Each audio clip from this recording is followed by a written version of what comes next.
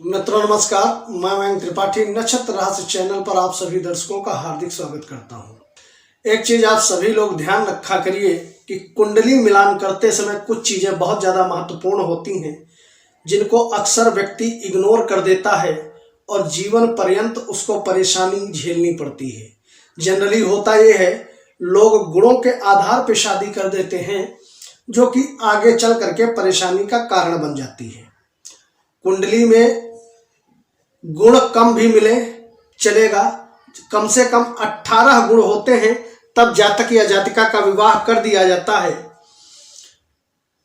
लेकिन ये उचित नहीं है। अधिकतम 36 गुण मिलते हैं तो सबसे अच्छी शादी मानी जाती है, लेकिन यहां पर भी दिक्कत उत्पन्न हो जाती है। तो पहली चीज, गुण कम मिले तो भी चलेगा, 18 से भी कम होंगे तो कोई दिक्कत वाली बात नहीं है।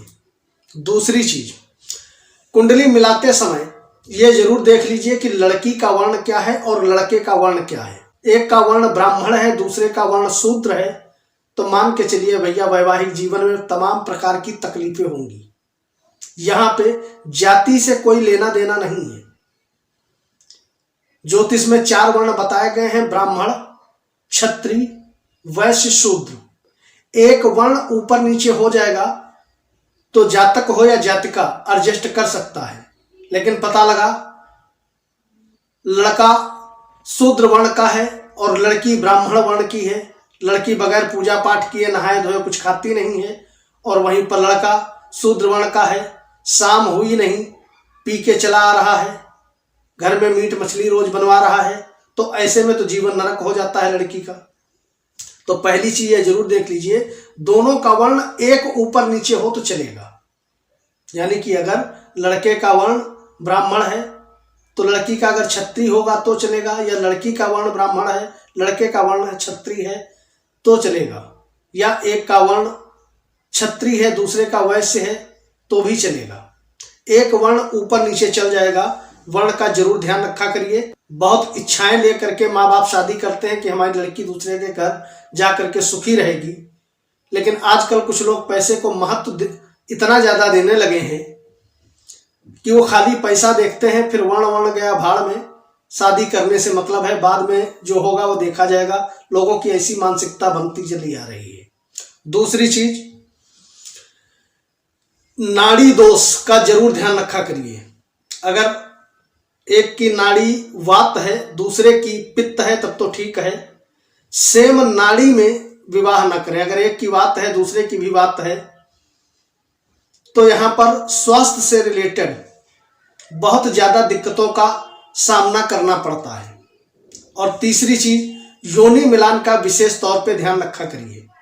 पता लगा लड़की की योनि गऊ है और लड़के की योनि सिंह है, तो जो सिंह गऊ का भोजन करता है यानी कि गऊ सिंह का आहार है, तो ऐसे में दोनों का ना तो मेंटल लेवल मिलेगा और ना ही शारीरिक तौर पे मानसिक तौर पे उनका जीवन अच्छा रहेगा। तो इन 2-3 चीजों का यदि आप कुंडली मिलाते समय ध्यान रखोगे, गुण कम भी मिलेगा तो भी चलेगा, क्योंकि भगवान राम के तो 36 गुण मिल रहे थे माता सीता के साथ, लेकिन क्या वो पत्नी का सुख ले पाए? सारा जीवन उनको पत्नी से दूर ही रहने पड़ा। ऐसे सरकमस्टांसेस क्रिएट हो गए कि विवाहित होने के बावजूद भी पत्नी का सुख नहीं मिला। और तीसरा, अंतिम सावधानी आप ये जरूर रखें जब भी आप अपने लड़के या लड़की की शादी कर रहे हैं, वो है मंगली दोष। मंगली दोष कौन सा? एक तो लग्न पे मंगल बैठेगा, चौथे में बैठेगा, 7वें में बैठेगा, 12वें में बैठेगा, तो मंगल दोष बन जाता है। लग्न में बैठा हो टेंशन नहीं लेना है, चौथे में बैठा हो टेंशन नहीं लेना है, 7वें में बैठा हो 8वें में बैठा हो टेंशन नहीं लेना है। लेकिन अगर आप अपने लड़की की शादी कर रहे हो और मंगल लड़के की कुंडली के 12वें भाव में बैठा है, तो भैया हाथ जोड़ लो, गलती से भी शादी मत करो। मंगल की अष्टम दृष्टि जिस घर पे भी जाती है उस घर को वो नष्ट कर देती है, भले हुआ उसकी अपनी ही राशि क्यों ना हो, ये मंगल के फल देने की प्रवृत्ति होती है।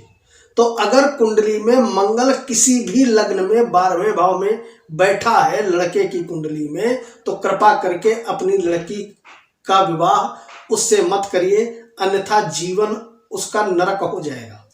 और अगर आप लड़के की शादी कर रहे हो किसी लोभ लालच के चलते हुए, गलती से भी ऐसी लड़की से शादी मत करो भैया जिसकी कुंडली में मंगल 12वें भाव में बैठा हो, वरना वो मंगल अगर तुम्हारे ग्रह कमजोर हुए तो साफ कर देगा, वैवाहिक जीवन नहीं चलने देगा, या तो शादी के बाद जिंदगी नरक हो जाएगी या एक की जान तक जा सकती है। ऐसा खतरनाक मंगल 12वें में बैठ करके योग बना देता है। तो कमेंट बॉक्स में जय मंगलदेव जरूर लिखिएगा। कल मिलेंगे। मयंक त्रिपाठी को अनुमति दीजिए।